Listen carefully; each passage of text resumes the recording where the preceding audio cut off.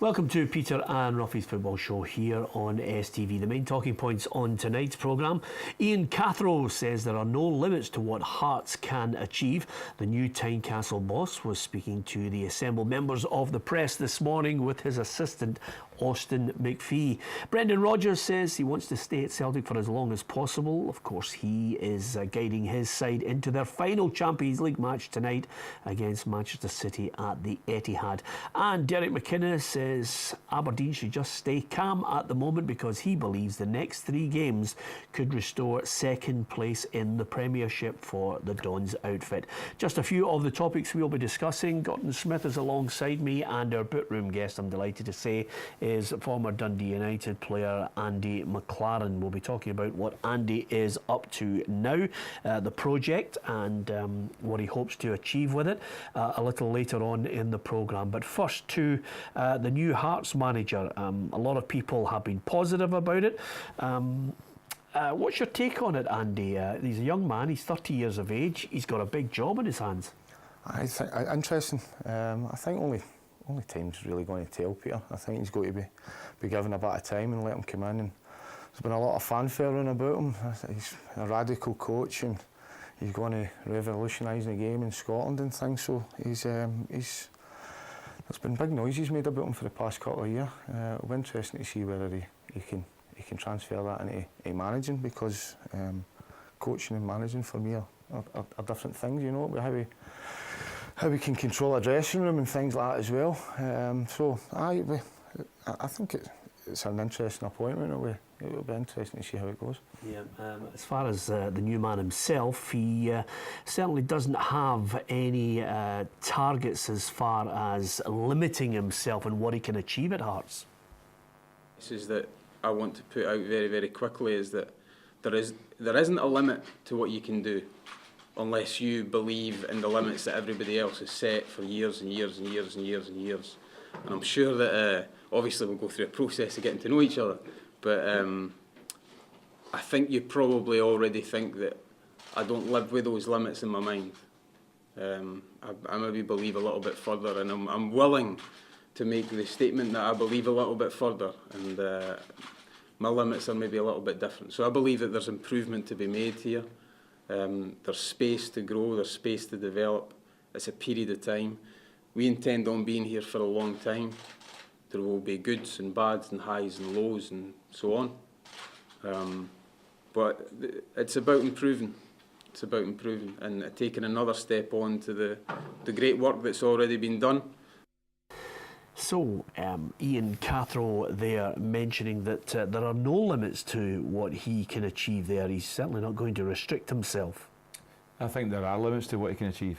I think that he's saying he's going to try and do his best to achieve what he can, but there are limits. I mean, I don't think Hearts are going to win the league. I don't think they're going to win the Champions League.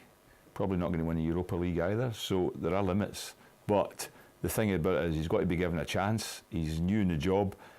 He's done very well. He's got a good reputation already as a coach.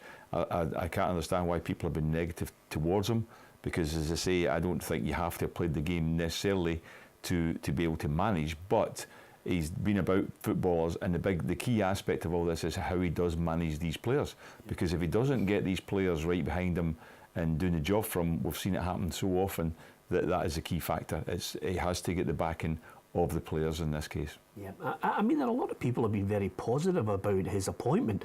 It's a bold move, I think. It's certainly brave for Hearts. I think a number of people in our game have been very positive about it. I mean, I read one journalist this morning talking about the fact that Scottish football is still in the dark ages because 2 or 3 people didn't back the appointment. I mean, it always reminds me of Gordon Strachan saying, if 3 people call a phone in and call me a dumpling, does that mean I'm a dumpling? There's a lot of positivity. They want Hearts to be bold. Maybe this will get a few other people being bold, Andy. Yeah, but I think that some of the things they're saying is wide of the mark. I mean, they're making it as if he's the only guy that knows how to work a computer. You know what I mean? I think it's been a bit disrespectful to some of the coaches that are already working up here who are probably doing everything they can to get that wee edge, you know. I mean, you see most dugouts now, they've all got iPads and things like that. So I don't think we're as far behind everybody else as people like to make out. You know, he speaks about video analysis and things like that as well. But I mean, every club in Scotland's doing stuff like that. You know, it's not as if they're just sitting here hoping it gets better. The guys are out there and they're working hard and they're doing all these things. So I think for me as well, it's a wee bit disrespectful, the fact that they're making it as if he's got all these great ideas. And how do they know what other clubs are doing, you know? And I know for visiting a few clubs that they are doing all this type of stuff, the video analysis, the iPads, the analysing games and all stuff like that, you know, and anything. I mean, most managers are trying anything to get that wee edge, and I'm sure Ian's going to have a few different ideas up his sleeve, but I'm sure a few of the coaches up here are also doing a lot of cutting-edge stuff. Absolutely, and the big test will be just in terms of results, isn't it? I mean, you're judged on that. He's got to be given time as well. Who's to say he's going to get results right away? But the guy, there's a lot of support from.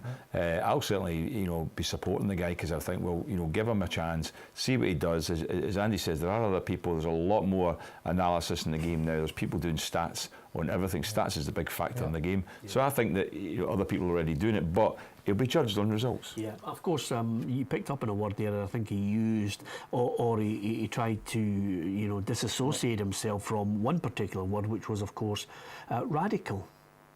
They're not words that I've ever used about myself. You know, all I've done and all I want to do is work. And certainly in the environments that I've worked in, nothing radical.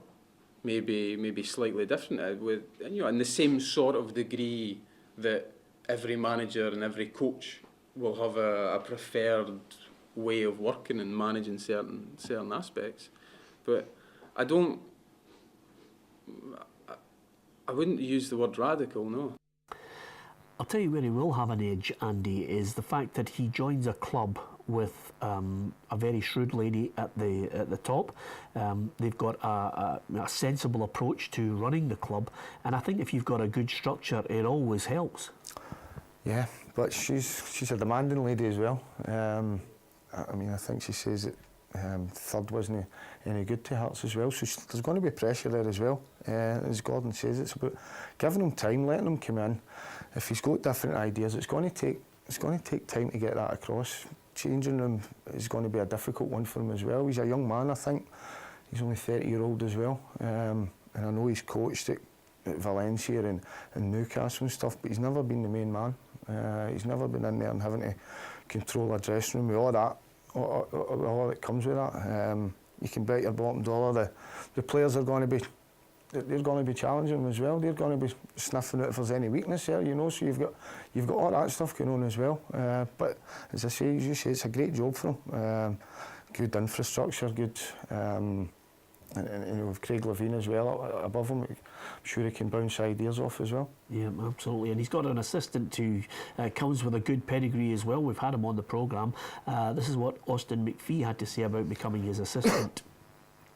We're quite similar, just due to the fact that, you know, lack of playing career and route into coaching. There's maybe a little bit of diversity in our background. I think both been overseas, but I think we've got different skills, and I think that since we first kind of knew each other, and that was when Isma Gonçalves came from Rio Ave to St Mirren, we've exchanged ideas in the game. I think there's enough synergy, but there's not all synergy. There's things that, you know, Ian will challenge me on, and I'll challenge Ian on, and I think that our strengths and weaknesses will hopefully compensate, and we can grow with Anne and with Craig and with the club and with the supporters to move Hearts, you know, forward still from the work that Robbie and Stevie have done. In a strange sort of way, Gordon, just briefly on this one, I hope Ian and Austin do really well, but if they don't, you know, there will be that backlash, you know, from people saying, well, told you so, and you shouldn't go down this road ever again. Oh, definitely. I mean, there will be, as I say, Austin has also had a good career, and he's been working with the Northern Ireland team, the success they've had. He was one of the names that was up for the performance director, the SFA. I think he was favourite for the job, so he's obviously somebody with a good background as well. But you're absolutely right, but no matter who it is, we've seen a lot of people who have been successful in the game and been good managers even at other clubs fail at another club. So it's not necessarily just down to the fact that whether just because they're new in the job. It just depends how they got on with that set of players. Yeah, absolutely. Okay. From the Hearts situation, we'll be discussing Champions League next.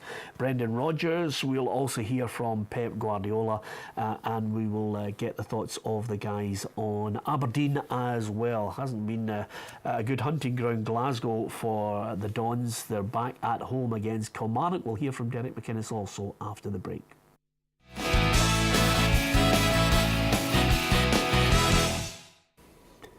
Welcome back to Peter and Ruffy's Football Show here on STV. From domestic issues, we turn our attention to the Champions League. Of course, it's Manchester City against Celtic, not too far away from kick-off. It's a bit of a dead rubber, but I'm sure pride will play a great part in this game for Celtic. Brendan Rodgers has mentioned to everyone over the last 24 hours that Celtic arrive in England without any inferiority complex.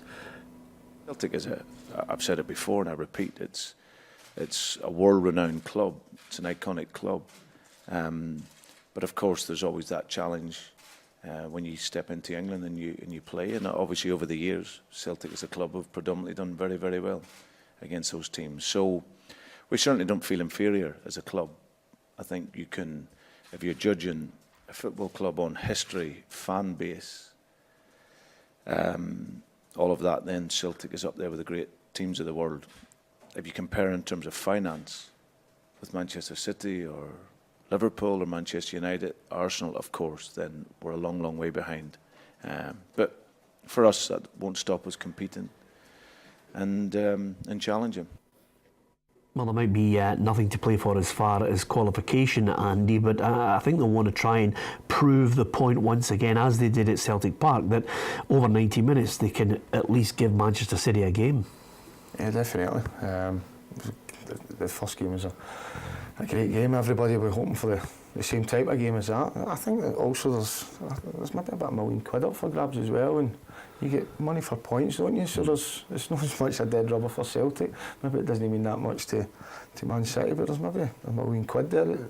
If they can get a win, that could maybe be the difference of getting a player in January as well. And plus, I don't think Man City will be.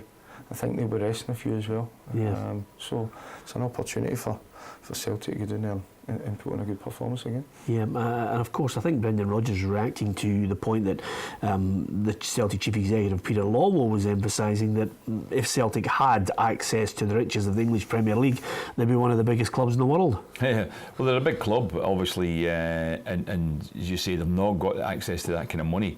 Big support they have and everything, and City and all the English clubs are well ahead of Scottish clubs, there's no doubt about it. What's important for Celtic tonight is pride, is to try and get a result from the game, and they've got more points than I thought they would get. I'll be honest with you, I thought maybe one wouldn't have looked at initially at the group. I thought if they get 1 point, they'll have done well, but they've got two. They put on a couple of good performances. They put on a good performance against City last time and a good performance in Germany, I felt. So, as I say, I agree with Andy to the degree that Man City really don't have much to play for. They'll make a few changes. The only thing they might have is if players come in, they might want to try and prove themselves as City players. Yeah. Maybe Celtic would be easier game for them against the main City side tonight, because we've seen it so often in the past, when as soon as you get these big clubs and they've nothing to play for, there's nothing at stake really, their performances dip. So I think the Celtic will be the team tonight that will be geared up to get something. Yeah, and of course Pep Guardiola quick to emphasise as well that there's a tremendous respect for their opponents. We are a real good team. It will be a good test for us. It's perfect for us to play that game in the last game. I didn't expect that before. So we are already qualified. I didn't expect to play being already qualified for the next round. So I'm happy, and I have a lot of respect the way they play. And of course it will be a tough game, but it will be good. It will be good tomorrow in the game. Hopefully the people can enjoy it. Well, if Moussa Dembele enjoys the game and scores, then Pep can go and buy him in the January transfer window, because if you believe every club that's in for him, if he scores another goal, it'll be a stampede. It'll be worth 60 million by then, won't it? No, listen, I think we need to calm down a bit with the boy. He's only 19. He's still raw and still learning the game. Yeah. I think people are putting a wee bit too much pressure on him. He's had a good start, but he's still a long way, in my opinion, for the finished article. Yeah, he scored 14 in his first 25 games, and which was seen as great. Was it 16? No, 16 he got in his first 25 games, which was considered tremendous. He's dipped a little bit since then, but it's hard to keep that kind of form going. But as I say, this is a short window for him tonight. Celtic will certainly be hoping, I imagine, that he does very well, because his value will go up, and I think a lot of other English clubs will be watching this game tonight. The Champions League is what he's going to be judged on, especially down the road, because you don't think much will fit well up here. So this is his big opportunity, and this is the window that he's got to do it in if he's wanting to get that big move. But as I say, I think another year and next year in the Champions League would be good for him as well. Two domestic issues once more, just before I get a chance to chat with Andy about what he's up to now. Aberdeen in action against Kilmarnock, 3 home games, chance to restore second place, according to the Dons boss Derek McInnes. Tough week, but it's no. I think it's important we all stay calm. It's 2 defeats in Glasgow against Celtic and Rangers, and we're back now at home. We've not been at home since October, so it's good to get back to Pittodrie. We've now got 3 home games that we want to try and maximise. Now, if we can win all 3 home games, I know it's no guarantee with that, but if we win all 3 home games, we go back to second in the league. So we know exactly what the team's capable of, and hopefully we can show that starting tomorrow night again. Okay, they've got 3 games where they could restore second place. I've been disappointed with them, Andy. The last 2 games, up to then, you thought, going to the cup final, I thought they'd a wee chance. And then obviously didn't perform well against Rangers, but it's 2 games that, if they win, it'd have been a wee bit of a surprise if they'd have won the 2 of them. I think, realistically, Aberdeen are playing for second place. If they win the 3 games in hand, as Del says there, they go second. And I think they've been beating a cup final sitting in second place. I think people are been a wee bit negative, they've lost 2 games, but it's probably 2 games that they wouldn't expect to win. I think they'd have been expecting to go down at Ibrox and maybe put up a better show, but Celtic are a good bit in front of everybody this year. I think Brendan's come in and done an amazing job, so I think Celtic haven't been beat at all, so no, I think if they won the next 3 games, everybody will be wondering what all the panic was about. Yeah, maybe the word to pick up on is expectation. Maybe we expect too much of Aberdeen. Yeah, I think so, but they've been the challenging team the last 2 years. Not challenged really tightly, but they've been the team that's been second to Celtic twice. They've got a little bit more competition this year because Hearts are going reasonably well. But they've got the 3 home games. They've got Kilmarnock, then St Johnstone, then Motherwell. But they've actually got 7 games this month. Aberdeen, 7 league games this month, and then there's a winter break. So it's a big opportunity for them to go and challenge for that second spot. And if they get into January and they are in second place, they'll be happy with that, But as I say, there's a lot of games to try and get results in. 7. Yeah, absolutely. Andy, it's always good to get you on the programme. People will look at your Dundee United days and with Kilmarnock as well, and I could probably throw in a good few other clubs as well, but we haven't got the time.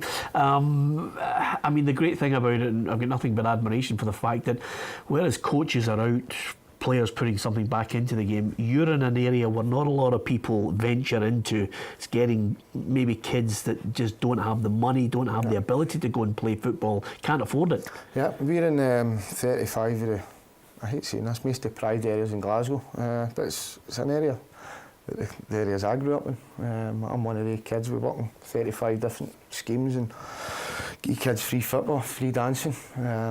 When I came out of football and came out of the wee bubble that you're in when you're in football and realised how expensive football became, I was shocked. And I would have been priced out it, no doubt about that. And it's a way of getting something back, but I think it's something that should be getting done, because there's always been football players came for these areas that we work in, and I think that we're kind of neglecting that now. And I don't think we're in a position where we should be neglecting these areas, because they've always been hotbeds of